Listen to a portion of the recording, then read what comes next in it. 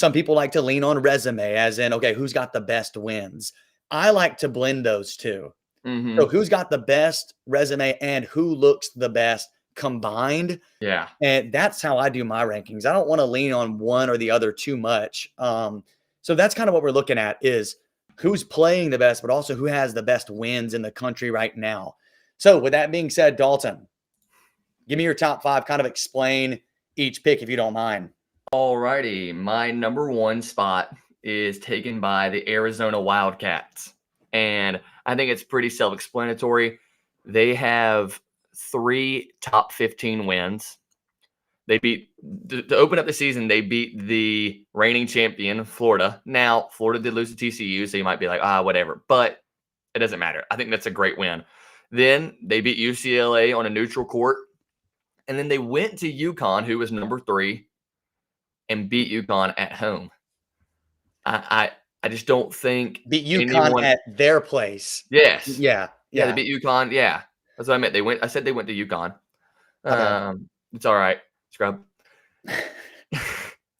I don't think anyone has a better resume than Arizona. So I just don't think that you can. And like we said, eye test and performance, they fit both of those categories. So Dalton, who is their other top 15 win? You think UCLA is? They were number 15 when they played them. Oh, when they played them. Okay. Yeah. I just went and looked at their ranking. They're not in the rankings right now. No, they dropped out. Looks like they lost. UCLA lost to California. Yeah, they're going to struggle, I think.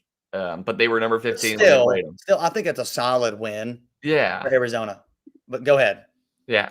Anyways, secondly, I'm going to pick Michigan, mostly because of what we saw after what we saw at the Players Era Festival. Yeah. They outscored their opponents, I said this last week, by a total of 110 points.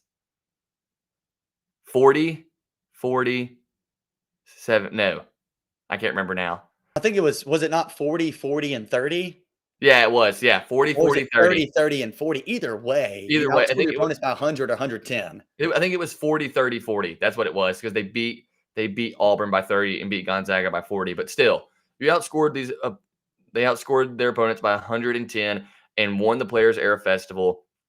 They are looking really, really good. And they just seem like a team. They don't have a guy who's like going to go off every night, but they are working really well together. And I think that they're going to be a really good team down the road. Overrated. Number 3. Overrated. Whatever. Number 3, I changed my pick from when I called you yesterday. I'm going to put the Duke Blue Devils at number 3. Boo. They are 8-0 right now, and some people might say, well, you know what? They're not very battle tested. You know what? You got a big battle tonight against Florida. And now it's at Duke, but still, we'll talk about that later. Cameron Boozer has looked like the freshman of the year, possibly player of the year type candidate as of right now. He's just coming off a 35-point performance against Arkansas, and without him having that kind of night, they would have lost to Arkansas. So he's really putting this team on his back, which you might say could like hurt them down the road. It's possible. But I think right now, they got Duke, they got Florida, then Michigan State. You'll really see what this team is made of in the next couple weeks. Dude, they're playing Michigan State next? Yes. Oh, man, that's a good one. Yeah. I like that game. Number 4, I have Purdue. I think that's pretty self-explanatory as well. I'm not as high on them as the AP is and as the coaches poll is.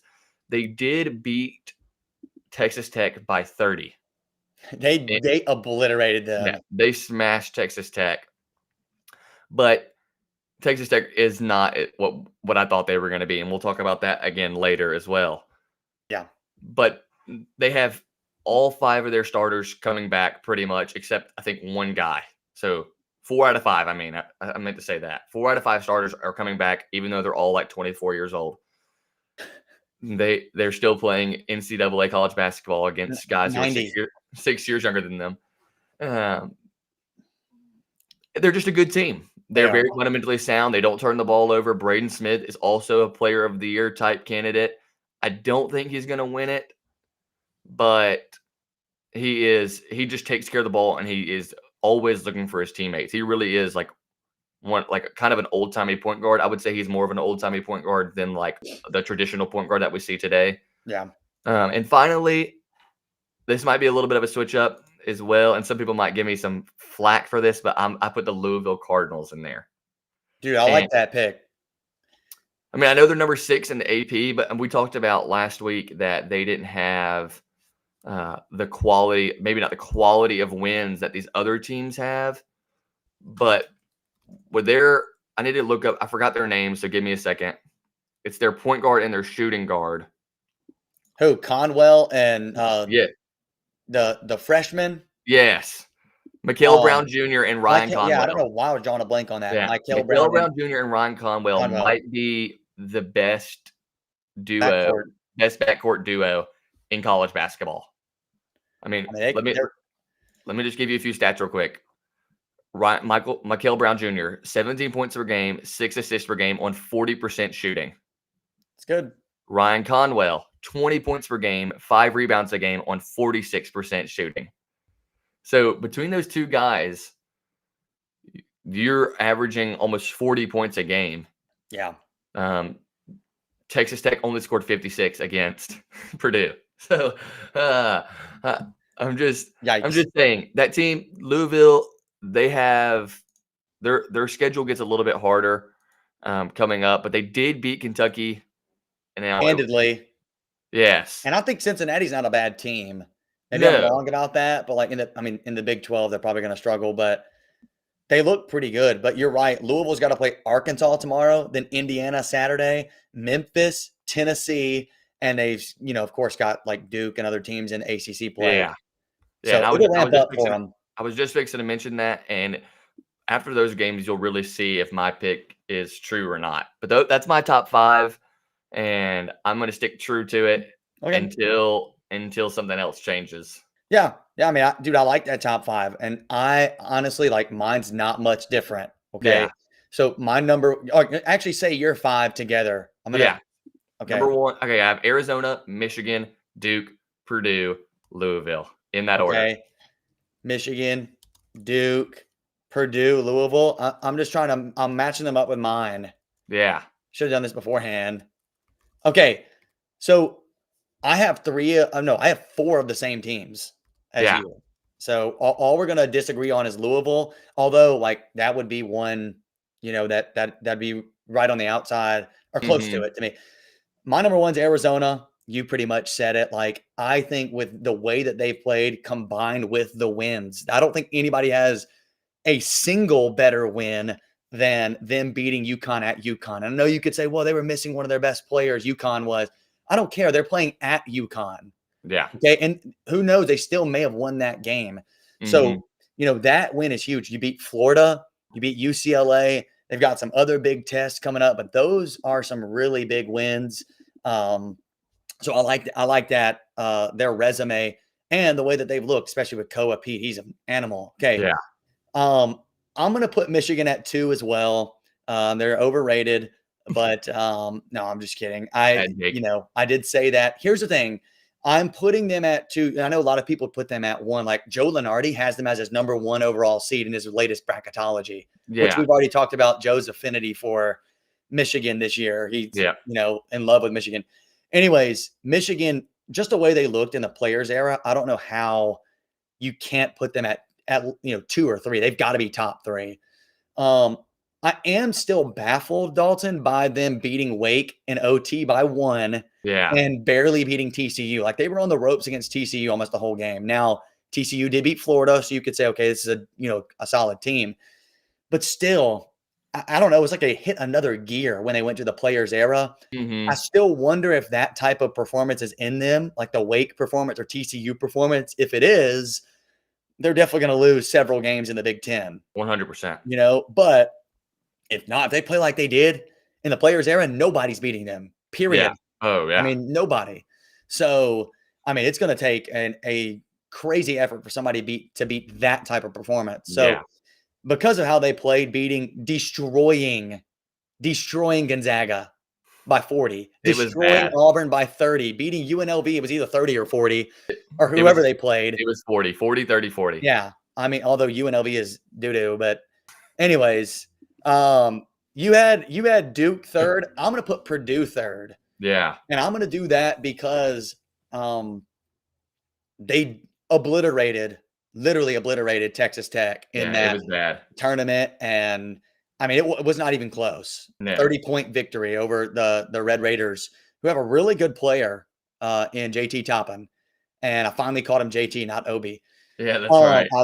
I like Braden Smith and Trey Kaufman-Renn. You could probably say that they're two of the top 15 players in all of college basketball, maybe Oh, top yeah. 10. Um, I would agree with that. and Fletcher Lawyer's right there too. He's a Mhm. great player.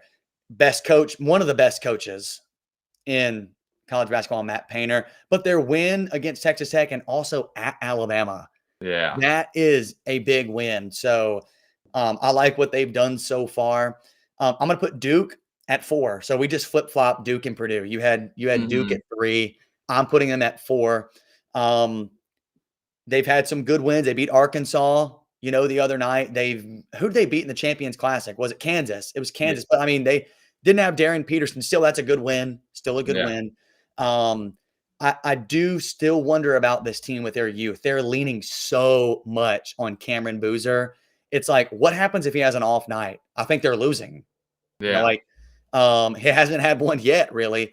But I worry about them because we've talked about this a million times, Dalton. They're not as good as last year's Duke team. Like Yeah. with Flag, Malawach, Knipple, Proctor. That's not as good of a lineup. And so that team did make it to a Final Four. So, that's a really good team. I just don't see them being that good, but so far so good this season. I do expect them to stumble several times, but as of now, you got to put them top 5. And Yeah. then my final team is Michigan State. Michigan State. I like that pick. Um, man, I have been so impressed by Michigan State. They whooped both Kentucky and North Carolina. I think they beat Kentucky by 17, beat North Carolina by 16. Kentucky game was 83-66, and Yeah. the North Carolina game was 74-58. Okay, yeah. So 17 and 16. Yeah. And like they've just been consistent. Like they have it feels like they've won these games just like without breaking a sweat. Like they're on a roll, man. I mean, and I have been so impressed. And I do think Michigan State has the single best coach in the sport right now.